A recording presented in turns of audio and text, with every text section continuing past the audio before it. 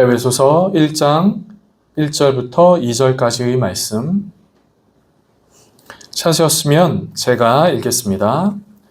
하나님의 뜻으로 말미암아 그리스도 예수의 사도된 바울은 에베소에 있는 성도들과 그리스도 예수 안에 있는 신실한 자들에게 편지하노니 하나님 우리 아버지와 주 예수 그리스도로부터 은혜와 평강이 너희에게 있을지어다. 아멘. 여러분 먼저 옆에 계신 분과 먼저 이렇게 인사하실까요? 하나님이 주시는 은혜와 평강을 많이 받으세요. 한번 이렇게 인사하실까요? 네. 하나님이 주시는 은혜와 평강이 이 예배 함께하는 모든 분들 가운데 있게 되기를 주님의 이름으로 축복합니다. 여러분 교회 안에서 자주 사용하는 단어가 있다면 많은 것들 중에 그 중에 하나가 은혜라고 하는 단어입니다. 우리는 은혜 받으세요. 그리고 은혜 받으세요 라고 이야기를 하고 또 은혜 받았습니다 라고 답을 합니다. 찬양이나 기독교 관련 영상을 보면 은혜롭다 라고 이야기를 하기도 합니다. 교회 이름에도 은혜가 들어가고 또 찬양도 은혜라고 하는 그 제목의 찬양이 있을 정도입니다. 그러니까 우리의 일상의 삶에, 우리의 믿음의 삶에 그 은혜라는 단어는 참 많이 사용하고 있다 하는 것이죠. 그리고 그 은혜란 단어와 더불어 평강 혹은 평안이라고 하는 단어들도 참 많이 사용하지요. 저는 오늘 본문에 나와 있는 그 은혜와 평강이라고 하는 그 말씀을 갖고 함께 은혜를 나누게 되기를 원합니다. 함께 말씀을 나눌 때 오늘 말씀처럼 은혜와 평강이 함께하는 모든 분들 가운데 있기를 주님의 이름으로 축복합니다.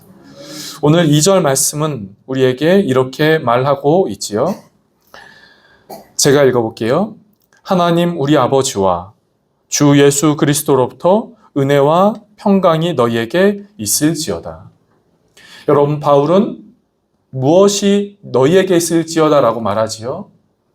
은혜와 평강입니다. 바울은 은혜와 평강이 너희에게 있을지어다 라고 말합니다.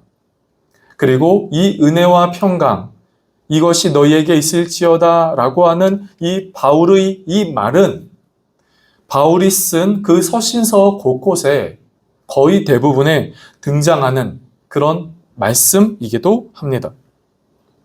많은 사람들은 이렇게 바울이 어떤 서신서든 편지든 이렇게 초반의 그 서신서의 초반에 하나님의 은혜와 평강이 너희에게 있을지어다 라고 서신서의 처음 서두에 등장하는 것을 보면서 많은 사람들은 이렇게 생각을 합니다. 당시의 문화에서 이렇게 보내는 것이 편지의 형식인가 보다 라고 생각을 합니다. 또 이렇게 보내는 것이 그 의당 관례적이고 당연한 것이다 라고 생각을 하기도 합니다. 그럴 수 있습니다. 이것이 그 당시의 문화요, 그 당시의 형식이요, 그 당시의 관례적이라고 그렇게 바울이 말하는 걸 수도 있겠지요.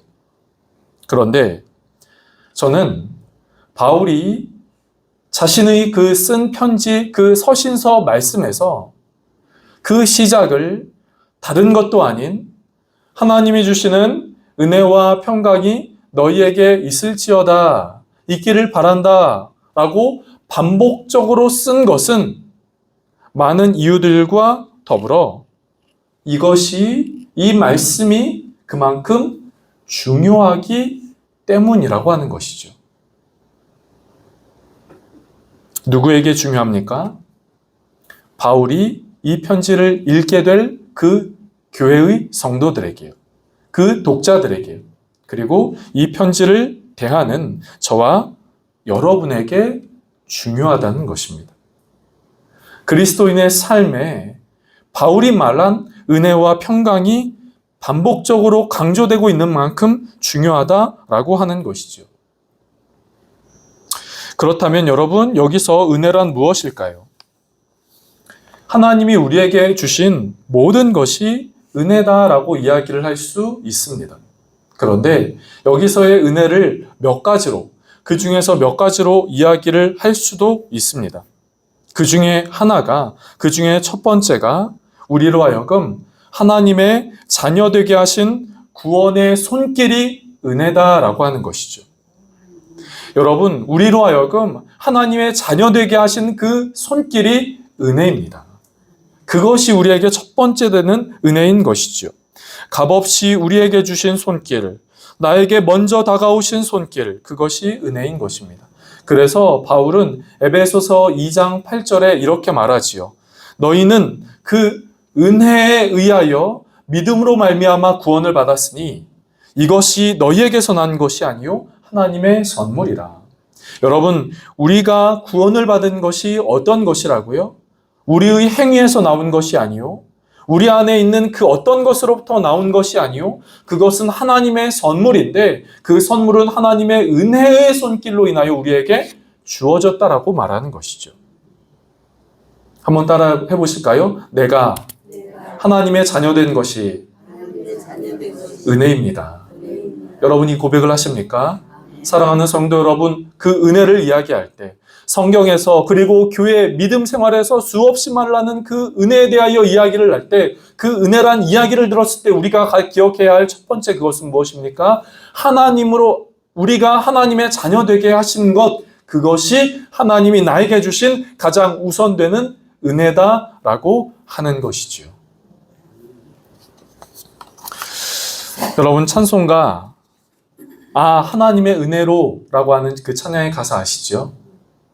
여러분 기억나시면 한번 해보실까요? 하나님의 은혜로 이 쓸데없는 자 왜 구속하여 주는지 난 알 수 없도다. 나로 하여금 구속하게 하시는 그 하나님의 손길이 은혜인 것입니다. 하나님의 은혜로. 하나님의 은혜로. 그런데 여러분, 성경에서 은혜를 이야기할 때 또 은혜를 강조하는 이유가 또 있습니다. 그것은 은혜는 은혜 받기 전에는 우리 힘으로는 할 수 없는 것들을 가능하게 해주기 때문입니다. 여러분, 신앙생활, 믿음생활을 한다고 이야기를 했을 때, 여러분 교회 안에서 봉사를 한다고 했을 때 여러분 그것을 내 힘으로 할 수 있습니까? 내 힘으로 할 수 있습니까? 그만큼 그토록 많이 배우고 학식이 있었던 바울도 나에게 주어진 그 모든 것이 다 하나님의 은혜였음을 고백합니다. 그렇기에 우리가 믿음의 길 가운데 그리고 주님의 교회에서 섬기고 봉사하는 것, 그것이 은혜다라고 하는 것이죠. 반대로 이야기한다면 그 은혜가 없으면 할 수 없다는 것입니다. 정리해서 이야기를 해볼까요? 은혜란 우리로 하여금 할 수 없게 하는 것을 할 수 있게 하는 것, 할 수 없게 하는 것, 할 수 없었던 것을 할 수 있게 하는 힘이다라고 하는 것이죠.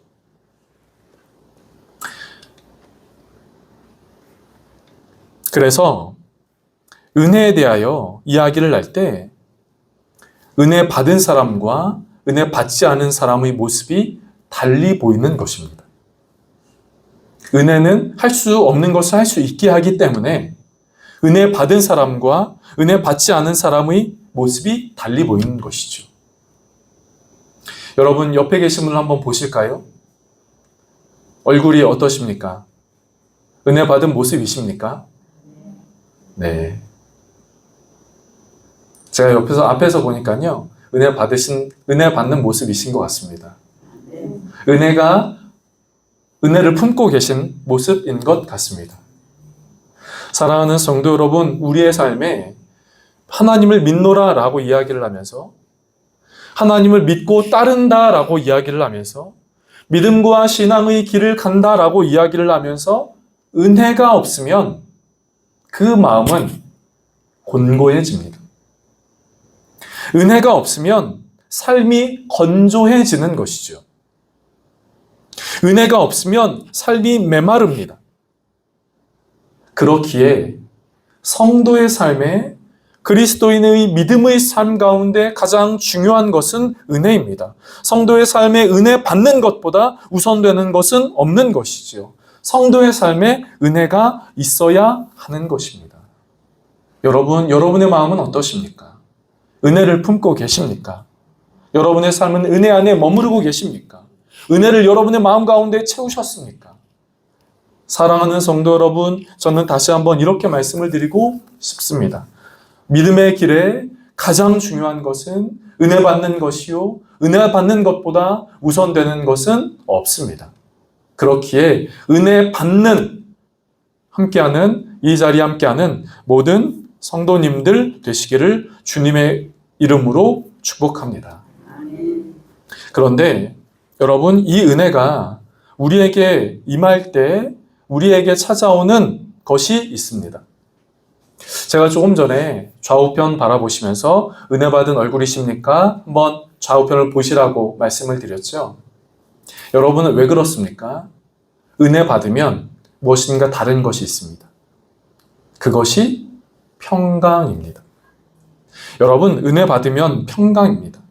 그런데 여기서 말하는 평강이란 우선 몸과 마음의 평강일 수 있겠죠. 몸과 마음의 평강입니다. 그런데 여러분에게 한번 질문을 드려볼까요? 평강은 언제 찾아오나요? 평강은 언제 찾아옵니까? 아마 평강은, 우리가 생각하는 평강은 내 삶에 문제가 없고 내 삶에 어려움이 없고 또 우리로 하여금 걱정하게 하는 것들이 없을 때 그때 평강은 찾아온다라고 이야기를 하실 수 있겠습니다. 그런데 여기서 이렇게 만약에 생각을 한다면 문제가 없고 걱정거리가 없고 두려움이 없으면 그때서야 평강이 찾아온다 이렇게 생각을 하신다면 저는 여기에 문제가 있다고 생각합니다. 그것은 내 삶의 문제와 어려움은 별로, 내 삶의 문제와 어려움이 없었던 적은 별로 없다라는 것이죠. 여기 계신 분들 대부분이 저보다 삶을 더 오랫동안 살아오셨기 때문에 여러분 어떠십니까? 어떤 내 삶에 하나의 문제가 생겼다고 가정을 해볼까요? 그러면 그 문제가 해결되었다고 또 생각을 해보겠습니다. 그러면 어떻습니까? 또 다른 문제가 찾아오지 않습니까? 하나 끝나면 또 다른 두 번째가, 두 번째 문제면 세 번째가, 세 번째면 또 네 번째가. 그래서 인생은 고해라고 하는 말이 있는 것 같습니다. 고통의 바다라고요. 삶은 문제와 어려움과 근심과 걱정이 꼬리에 꼬리를 물고 내 삶 가운데 찾아온다라고 하는 것이지요.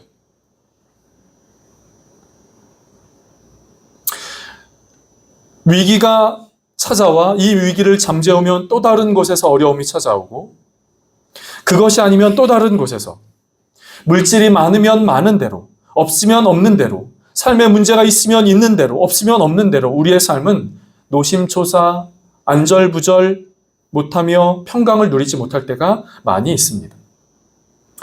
여러분, 성경이 말하는 평강이란 평강할 수 있는 이유와 조건이 충분하기 때문에 평강하다라고 말하고 있지 않습니다. 아무 일도 일어나지 않기 때문에 평강하다라고 말하는 것이 아닌 것이죠.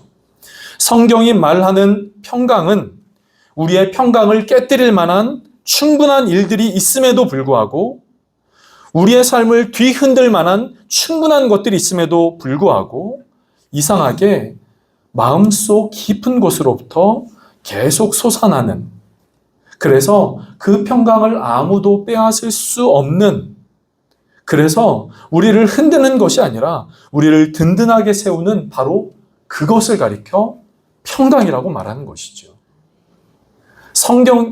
세상이 주는 물질은 그냥 편안입니다. 편안하다. 그런데 평강은, 성경이 말하는 평강은 그것이 있고 없고 그것과 상관없이 내 마음 깊숙한 곳으로부터 솟아나오는 그 평강인 것이죠.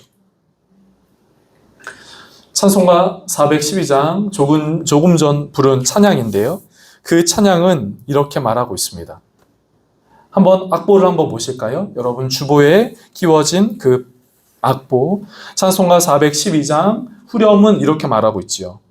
평화, 평화로다. 어디서요? 하늘 위에서 내려오네. 평화, 평화로다. 그것이 하늘 위에서 내려오네.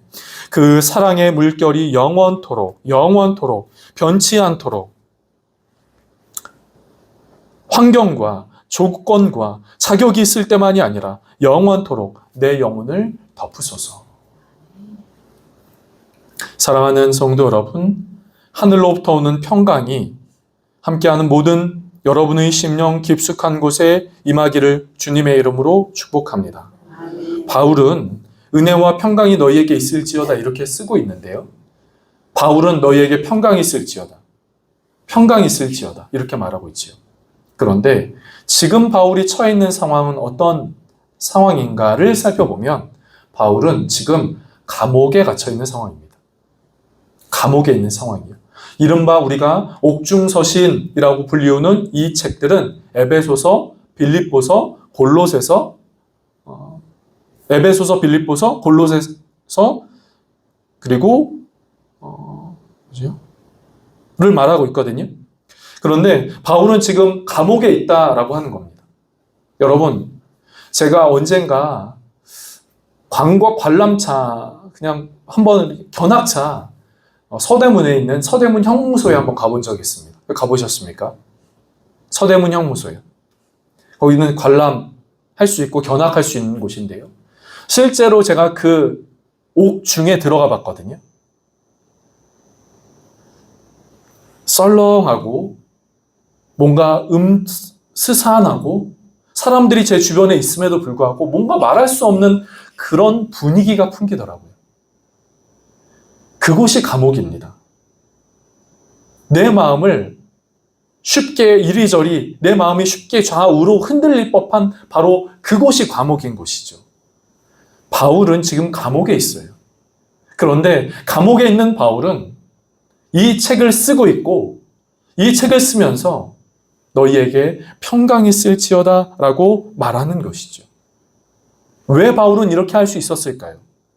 왜 바울은 이렇게 할 수 있었을까요? 그의 마음 깊숙한 곳에 하나님이 주시는 평강이 있었기 때문입니다. 감옥이란 것이 바울의 평강을 흔들 수가 없었어요. 그 사람들이 나를 지키고 있고 내 손과 발에 착고가 있고 혹은 내 손발에 착고가 없다 하더라도 내 자유를 막고 있는 그 감옥이 내 안에로부터 나오는 그 평강을 흔들 수 없고 막을 수 없다라고 하는 것이죠. 그 마음 깊숙한 곳으로부터의 평안이요. 그래서 예수님은 이렇게 말씀하십니다. 평안을 너희에게 끼치노니 곧 나의 평안을 너희에게 주노라. 요한복음 14장은 우리에게 이렇게 말하고 있는 것이죠. 이렇게 이어서 이야기를 합니다. 내가 너희에게 주는 것은 세상이 주는 것과 같이 아니하니라. 너희는 마음에 근심하지도 말고 두려워하지도 말라. 사랑하는 성도 여러분, 하나님이 우리의 마음 가운데 평강을 주십니다. 하나님이 우리의 마음 가운데 평강을 주십니다. 구체적으로 바울은 이것이 누구에게 있다라고 이야기를 하고 있을까요? 2절 말씀의 초반절에는 우리에게 이렇게 말하고 있습니다. 제가 읽어볼게요. 하나님 우리 아버지와 주 예수 그리스도로부터 은혜와 평강이 너희에게 있을지어다 이렇게 말하고 있는데요. 1절 후반절 보면 이렇게 말하고 있지요. 바울은 에베소에 있는 성도들과 그리스도 예수 안에 있는 신실한 자들에게 편지하노니 이렇게 말하고 있어요. 에베소에 있는 자들과 그리스도 예수 안에 있는 신실한 자들에게. 여러분, 여기서 에베소를 좀 떼고요. 신실한 자들을 좀 떼면 바울은 이렇게 단순하게 얘기하고 있는 것이죠. 그리스도 예수 안에 있는 자들에게. 그리스도 예수 안에 있는 자들에게 은혜가 있고 평강이 있다라는 겁니다. 그리스도 예수 안에 있는 자들에게 은혜가 있고 평강이 있다라고 이야기를 하는 것이죠. 어떤 성경학자가요, 바울이 쓴 서신서에 그리스도 안에라고 하는 그 표현들이 반복되고 있는데 그 표현들이 도대체 몇 번이나 되는지 찾아봤답니다. 그랬더니 그 표현이 무려 164번이 반복된대요. 그리스도 예수 안에 직접적으로 간접적으로. 그만큼 바울은 우리가 그리스도 예수 안에 있기를 원하는 마음이 있는 것이죠. 그리스도 예수 안에, 그리고 그리스도 예수 안에 있는 이들에게 은혜와 평강이 있다라고 하는 것입니다. 여러분, 많은 이들이 은혜를 찾습니다. 조건 없이 나에게 부어주시는 그 손길. 할 수 없는데 할 수 있을 할 수 있는 그 마음을 갖게 하는 그 손길. 많은 사람들이 그 은혜를 찾아요. 교회 안에서도 그렇고, 물론 교회 안에서도 그렇고, 교회 밖에서도요. 그리고 많은 사람들이 또한 평강을 찾습니다. 많은 사람들이 평강을 찾지요. 내 마음이 편해질 수만 있다면, 이런저런 것을 먹고 마시고, 취하고, 다니고 하지요. 내 마음이 평강할 수만 있다면. 그래서 많은 사람들은 은혜를 찾고 평강을 찾습니다. 그런데 바울은 오늘 본문에 그 은혜와 평강이 그리스도 예수 안에 있는 이들에게 있다라고 말하고 있습니다. 여러분, 오늘 말씀을 정리하면서 저는 여러분에게 이렇게 말씀을 드리고 싶습니다. 그리스도 예수 안에 있는, 예수님 안에 거하는 귀한 복된 삶이 되시기를 주님의 이름으로 축복합니다. 아멘. 여러분 한번 생각을 해보실까요? 내가 은혜 받을 때와 은혜 받지 않을 때의 모습을 한번, 여러분 스스로의 저의 모습을 한번 상상을 해보시고 상상을 해보면 분명히 다릅니다. 예수님 안에 거할 때와 예수님 밖에 거할 때가 다른 것이죠. 예수님 앞에 있을 때와 예수님을 멀리한 채 있을 때의 모습이 다름을 아마 느끼실 겁니다. 그렇기에 중요한 것, 그렇기에 강조하고 싶은 것, 그것이 우리가 주님 안에 있는 것입니다. 주님 안에 있을 때 하나님은 우리에게 은혜를 주십니다. 주님 안에 있을 때 하나님은 우리에게 평강을 주십니다. 이 땅의 믿음의 삶을 가실 때, 이 땅의 믿음의 삶을 살아가실 때, 하나님 안에 거하는 것을 놓치거나 잊지 말고, 그래서 주님 주시는 은혜와 평강이 저와 여러분의 믿음의 길과 믿음의 삶 가운데 있게 되기를 주님의 이름으로 축복합니다. 기도하겠습니다. 하나님, 바울은 오늘 본문에 은혜와 평강이 너희에게 있을지어다 라고 말하는 것을 함께 살펴보았습니다. 주님, 바울이 왜 이렇게 그가 쓴 편지마다 은혜와 평강을 강조하고 있는 것일까요? 그것은 우리의 믿음의 길 가운데 은혜와 평강이 그토록 중요하기 때문일 것입니다. 주님, 그 은혜와 평강의 삶을 살아가게 하여 주시옵소서. 은혜가 없어서 곤고하고, 은혜가 없어서 메마르고, 은혜가 없어서 목마른 삶을 살아가지 않게 하시고, 평강이 없어서 두려움과 근심과 걱정과 염려에 매인 채 살아가지 않게 하여 주옵소서. 은혜가 있게 하시고 평강 있는 삶을 살아가게 하여 주옵소서. 이를 위하여 주님 안에 거하는 삶, 그리스도 예수 안에 거하는 삶이 되게 하여 주옵소서. 주님, 믿음의 길 가운데 주님 안에 거하고자 힘쓰게 하시고, 주님 안에 거하고자 애쓰게 하시고, 주님 안에 거하고자 다름질 쳐 나아가는 우리의 삶 되게 하여 주시옵소서. 주여, 그래서 이 땅의 삶을 살아갈 때 하나님이 주시는 은혜와 평강이 있게 하여 주옵소서. 감사하고 예수님 이름으로 기도드립니다. 아멘.